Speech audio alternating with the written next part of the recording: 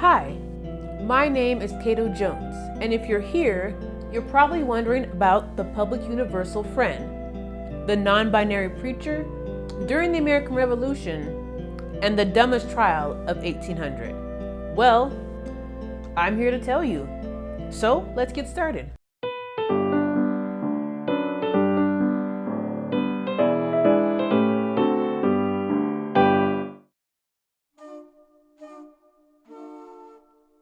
But first, some backstory.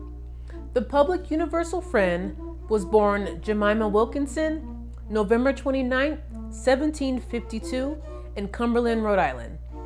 They had a fairly normal American colonial childhood. They were the 8th of 12 children. They liked books and horses. Their mother passed away when they were 12 in childbirth, and they were pretty close with their siblings through the rest of their life. The real events don't start until Jemima is 24, and the year is 1776. Now, the American colonies and the British were having a bit of a squabble, and Jemima's brothers, Stephen, Jephthah, and Benjamin, decided to join the military. Unfortunately, the family belonged to an extremely pacifist church, meaning no violence and staying neutral during war times. So in May of 1776, the brothers were kicked from the church. 1 month later, Jemima's sister Patience committed the heinous crime of being pregnant out of wedlock, and she too was kicked from the church. In October of 1776, a typhus epidemic swept through the town, hitting Jemima hard. They were bedridden, the doctor stayed at their house, the mortician was on standby. It was a bad situation. Then, suddenly, their fever broke, and upon waking, they said, "Jemima is dead, and this body has been reanimated as the Publick Universal Friend." From that moment, they didn't respond to their old name. They just straight up ignored anybody who tried. The Publick Universal Friend said that they were no longer male or female, and when pressed upon it, they simply said, "I am that I am." After their bout with death, the Publick Universal Friend, or just the Friend, decided to become a traveling preacher, bringing along their siblings and their father. They traveled throughout New England, bringing in thousands of people to listen to their sermons, mostly men and women under the age of 40. And when they weren't traveling, the Friend had their own public meeting house and congregation they called the Society of Universal Friends.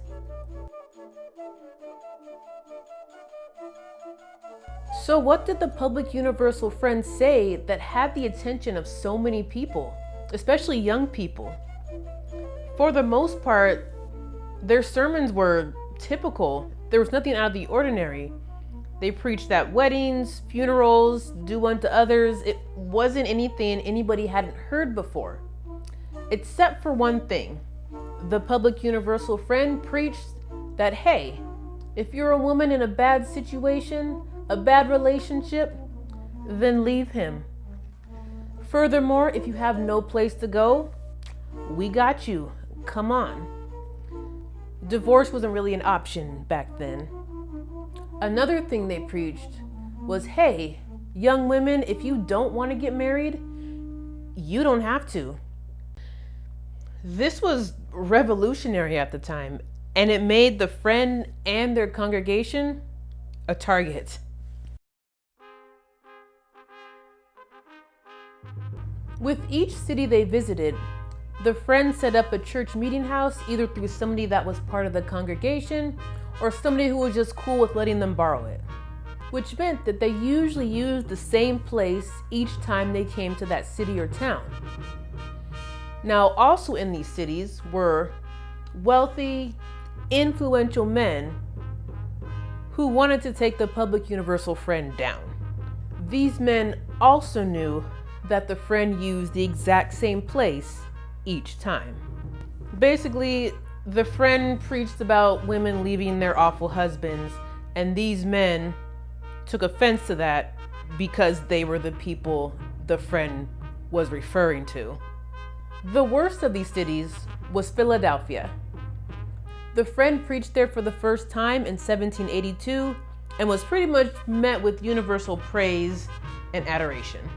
The Friend tended to stay for months or even up to a year in some areas, and didn't return to Philadelphia until 1787, with plans to stay there through 1788. The Philadelphia newspapers, who were owned by the same wealthy, influential men, started a smear campaign against them. The papers accused the Friend of being a mentally ill cultist who was also a fraud and a murderer. Did they fact check any of this? Have they ever? And when the papers weren't accusing them of everything, they instead focused heavily on their looks. Seriously, some of these articles sound extra thirsty, like tall, with florid cheeks, brilliant eyes, and dark auburn hair that fell in ringlets on the shoulders. This was actually a way to further discredit the Friend, as someone who was beautiful couldn't possibly be a preacher. They must have ulterior motives. They must be a fraud. The articles were enough to sway a certain amount of people. From May to November of 1788, whenever the Friend decided to give a public sermon, along with the spectators, a hostile mob would follow. They tried to have meetings just outside the city in hopes that it would be safer, but word got out and they were followed. And the stress seemed to really get to the Publick Universal Friend.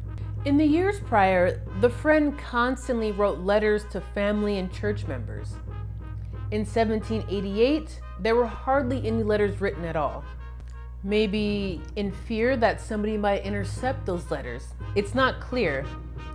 But what is clear is that after 12 years of being a traveling preacher, it was time for them to plant their feet. And that's when the real trouble started. In 1786, 2 years before the incident in Philly, two men from the Friends congregation, William Potter and James Parker, were given the task of buying land for the church. After the Revolutionary War, the state of New York acquired land from the Iroquois Nation and sold it to anybody who could afford it. The plan was to pool as much money as they could from the congregation to start their own town. Then each person would get a share of the land to do what they wanted. Potter and Parker were wealthy and they would cover the rest of the cost. The 14,000 acres of land that they purchased were right on the property line of New York state-owned land, which they weren't selling. The state of New York kept moving that property line because they were in debt to other states and needed it as collateral. This resulted in a 2-year legal battle between Parker and Potter, who represented the church and the state of New York. On top of that, the state of New York kept inflating the prices of land. Within those 2 years, the price went from 12 cents an acre to $6 an acre, which meant that the money that the congregation had given them was basically worthless. During those 2 years, the Friends started to lose faith in Parker and Potter's ability to handle it. So they brought in other people to help the men, which only succeeded in pissing Parker and Potter off. Parker and Potter decided to divide the land among themselves, leaving the congregation with nothing. And as there was no contract, there was nothing they could do about it. Oh, and I forgot to mention, William Potter was Patience, that's the Friend's sister's brother-in-law. The Friend had no choice but to purchase land slightly north of where Potter and Parker were. They named the town New Jerusalem, and as more families moved in, they realized they had a problem. There was more people than there was food. The first year in New Jerusalem was difficult. The townspeople went weeks without eating nothing but milk and boiled nettles.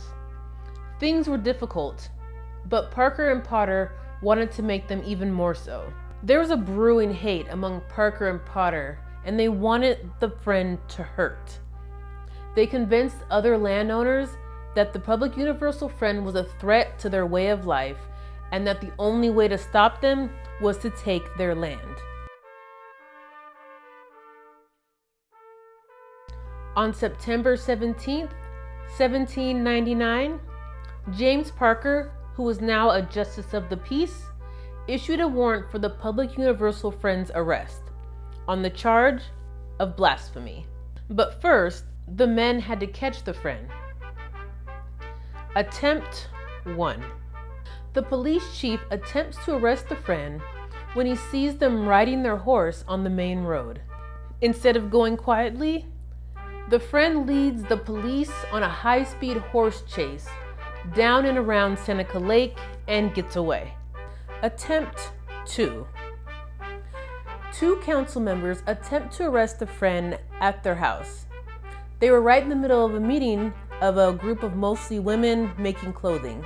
The two men tried to push their way into the house, but the women pushed back. The men tried to push their way even further, and the women tore at their clothes until they forced the men outside and barricaded the door, leaving the men naked outside in the New York autumn. Attempt 3. 30 men showed up at the Publick Universal Friend's house in the middle of the night and surrounded it. They broke down the front door with an axe and demanded that the Publick Universal Friend be taken to jail. The friend said no, claiming they weren't feeling well and that they were in no mood to go to jail that night. But they knew the nonsense had to stop, so they agreed to go to the town jail the next morning. The trial began in June of 1800. The following are the accusations against the friend.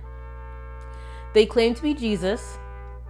They were upsetting the social order of gender by not identifying as male or female. They upset the hierarchy of class by treating rich and poor people equally. They undermined the institute of marriage by telling women to leave their husbands if they are abusive or unkind. They were breaking down the American family. The average American family in 1800 had about 7 children. The people of New Jerusalem had about 0 to 3. And all of these were a clear affront to God. Most of the witnesses were former and current church members, some of which James Parker had convinced to turn against the friend, including Patience's husband, while Patience stayed loyal to her sibling. Instead of a jury, 3 judges sat on the bench.